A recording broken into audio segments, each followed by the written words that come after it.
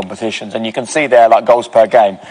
I mean, he's got a long way to go, but 1.5 goals per game is an incredible goal-scoring record. The question is he a guy that can keep it up?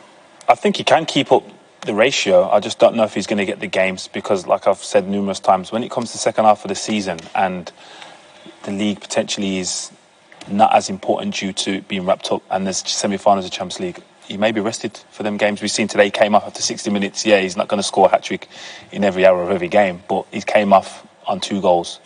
Does he score more if he stays on? 100%, but Pep's thinking the next game, this game's done. I think one thing he's got in his favour is the World Cup. Yeah. Like, he's not going to the World Cup, I don't think, is he? His country didn't qualify. So he's going to, in his mind, I think he'll be thinking, coming out of the World Cup, I'm rested. I surely have to play more minutes. And I've got a better opportunity now of getting more opportunities and goals. I would say that would be definitely one thing in his favour, getting to them numbers we're talking about. It's 40. I mean, it's 40 plus, isn't it? It's, as it stands, 12 first week of September. Mad. It has to be 40 plus. Okay, Rio doesn't think so. Let's do something that football fans can replay time and time again in about 7 months. How many goals this season for Erling Haaland?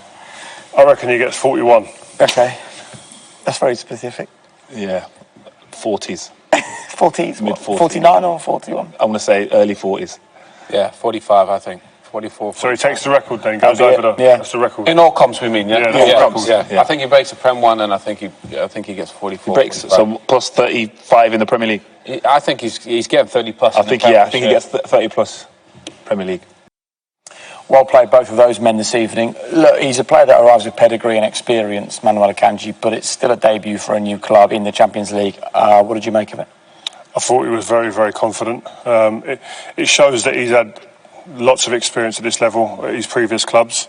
And coming in, I think it's an astute signing from Pep Guardiola. A man of his experience in the Champions League, in a good footballing league, who's played particularly well for that. He's played international football as well. And it didn't surprise me that he comes in here, fits like a glove, not a problem. And he'll be called upon many times this season, I'm sure. And I'm sure he'll produce performances like that. Well, we spoke about it. And if defenders, when they come into these situations, you don't want to be unnoticed, name-checked all the time. You want to go through the game with just smooth, without being called. And he's done that today very well.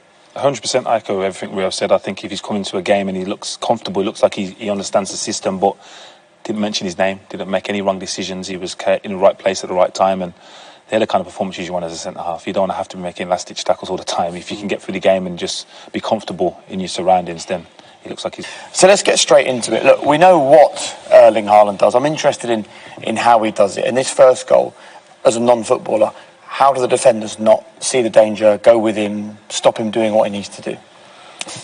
Go on, I'll let you talk. I'll play it for you. I'll let you run on it and you can talk us through the first bit from the striker's point of view.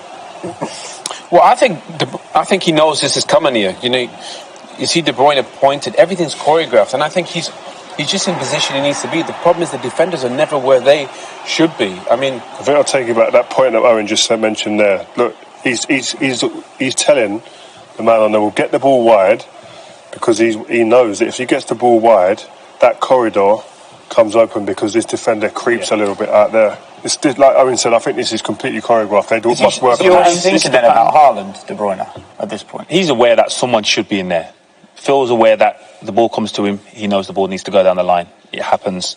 Kevin knows if the ball goes down the line, someone should be in the middle of the goals. And 9 times out of 10, it's Haaland. But it's even here. The ball gets played down the line here. These 3 defenders should be in control of this situation right now. Yeah.